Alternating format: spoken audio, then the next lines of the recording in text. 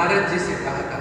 एक समय नारद जी ने पूछा, हे पितामह, आज मेरे श्रावण मास के कृष्ण पक्ष की एकादशी की कथा सुनने की इच्छा है, अतः अब आप एकादशी की व्रत की कथा विधि सहित सुनेंगे।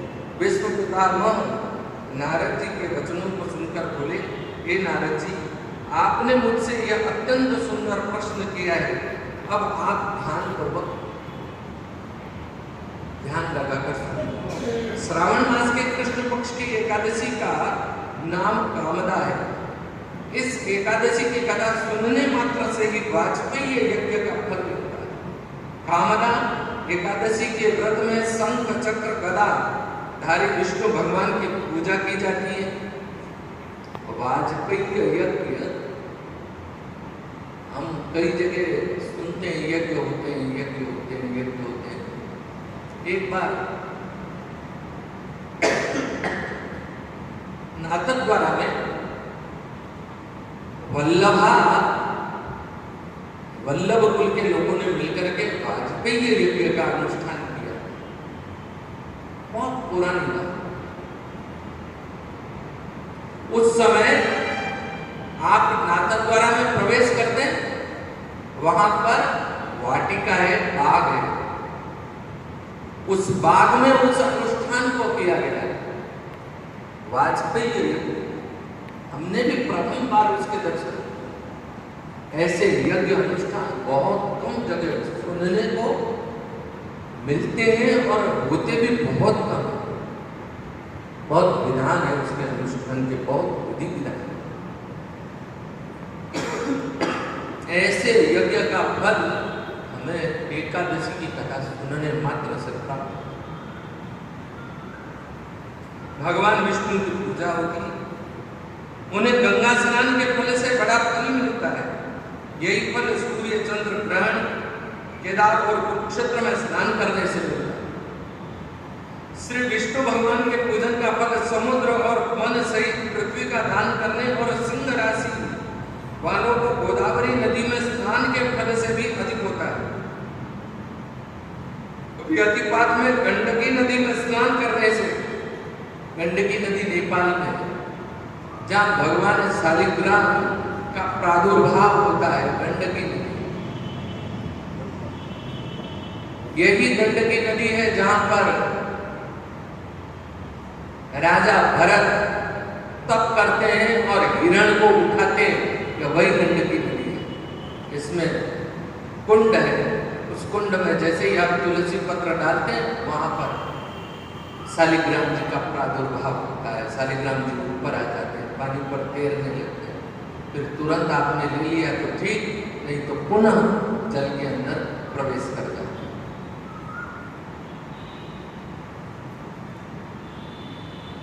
वह फल भगवान की पूजा करने से मिलता है। भगवान की पूजा का फल श्रावण मास के कृष्ण पक्ष की एकादशी के फल के बराबर है।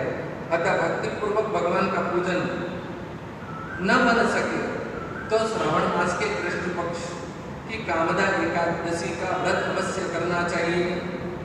आभूषणों से युक्त बछड़े सहित गोदान करने से जो फल मिलता है, वह फल कामदा एकादशी के व्रत से फल मिलता है।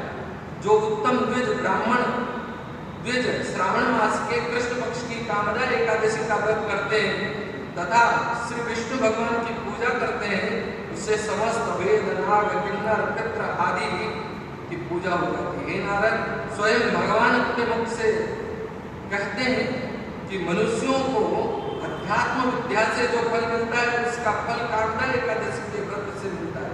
इस व्रत के करने से मनुष्य अंतिम समय में अनेक दुखों से युक्त यमराज तथा नरक के दर्शन नहीं करता। कामदा एकादशी का व्रत तथा रात्रि के जागरण से मनुष्य को कुयोनि नहीं मिलती और अंत में स्वर्गलोक की प्राप्ति होती है। और जो उत्तम मनुष्य श्रावण मास के कृष्ण पक्ष की एकादशी कामदा एकादशी को तुलसी से युक्त भक्ति पूर्वक श्री भगवान की पूजा करता है, वे इस संसार सागर में रहते हुए इससे इस प्रकार अलग रहते हैं जिस प्रकार कमल पर जल से में रहता हुआ भी जल से अलग रहता है। भगवान की तुलसी दल से पूजा करने का फल 1 भाग स्वर्ण, भार 4 भाग चांदी के दान के फल के बराबर है। श्री विष्णु भगवान रत्न, मोती, मणि, आभूषण आदि से अपेक्षा तुलसी दल से अधिक प्रसन्न होते हैं। जो मनुष्य भगवान की तुलसी दल से पूजा करते हैं उनके समस्त पाप नष्ट हो जाते हैं। हे नारद, मैं स्वयं भगवान की अत्यंत प्रिय श्री तुलसी जी को नमस्कार करता हूँ। तुलसी जी के दर्शन मात्र से मनुष्य के समस्त पाप नष्ट हो जाते हैं और शरीर के स्पर्श मात्र से मनुष्य पवित्र हो जाता है। तुलसी के को जल से स्नान कराने से मनुष्य की समस्त यम यातनाएं नष्ट हो जाती है। जो मनुष्य तुलसी जी को भक्ति पूर्वक भगवान के चरण कमलों में अर्पित करता है, अर्चना होती है, कई सारी अर्चनाएं होती है भगवान की तुलसी से, कमल से भी करते हैं, फूलों से भी करते हैं, जो भी उपलब्ध होता है उससे अर्चना करते हैं। तो अर्चना का अर्थ है भगवान के 108 नाम से हम भगवान को पुष्प अर्पित करते हैं। श्री कृष्णाय नमः, ओम वासुदेवाय नमः, ओम संकर्षणाय नमः, ओम मधुसूदनाय नमः। इस तरह से भगवान के 108 नाम है। और कई लोग सहस्त्र नाम, भगवान के गोपाल सहस्त्र नाम है ऐसे भगवान के, और फिर विष्णु सहस्त्र नाम है, उससे भगवान को अर्पण करते हैं।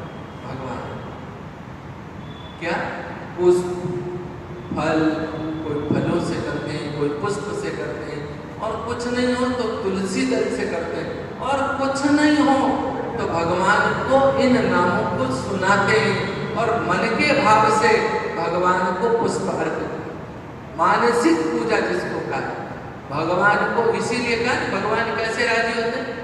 भगवान को कुछ नहीं चाहिए।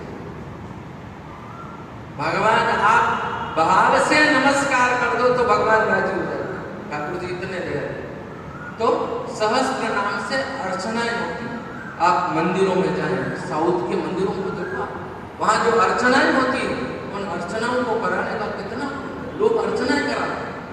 आज एकादशी की तो इतनी भीड़ होगी कि अर्चना कराने वाले सुबह से शाम तक नंबर लगा के भगवान की अर्चना।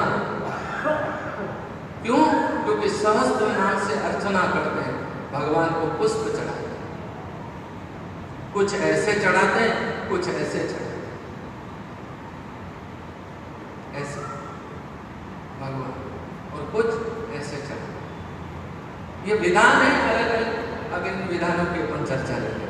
ऐसे क्यों चढ़ाना चाहिए, ऐसे क्यों चढ़ाना चाहिए, ऐसा किन को चढ़ाया जाता है और ऐसे किन को चढ़ाया जाता है, ये विधान, ये कर्मकांड के विधान है, इसलिए अपन उनकी चर्चा नहीं करते। भाव है ये सबसे प्रधान है। तो भक्ति पूर्वक भगवान के चरण कमलों में अर्पित करता है उसे मुक्ति में। जो मनुष्य एकादशी के दिन भगवान के सामने दीप जलाते हैं, उनके पितृ स्वर्गलोक में सुधा का पान करते हैं। जो मनुष्य भगवान के सामने घी या तिल के तेल का दीपक जलाते हैं, उनको सूर्य लोक में भी सहस्त्रों दीपों का प्रकाश मिलता है। इस प्रकार व्रत करने से ब्रह्म विद्या को प्राप्त करता है। इस व्रत करने से सभी पापों को नष्ट हो जाना संभव है और इस लोक में सुख होकर अंत में विष्णु लोक को जाते हैं। इस कामदा एकादशी के माध्यम के श्रवण व पठन से मनुष्य स्वर्ग लोक को प्राप्त होते हैं। बोलिए सच्चिदानंद भगवान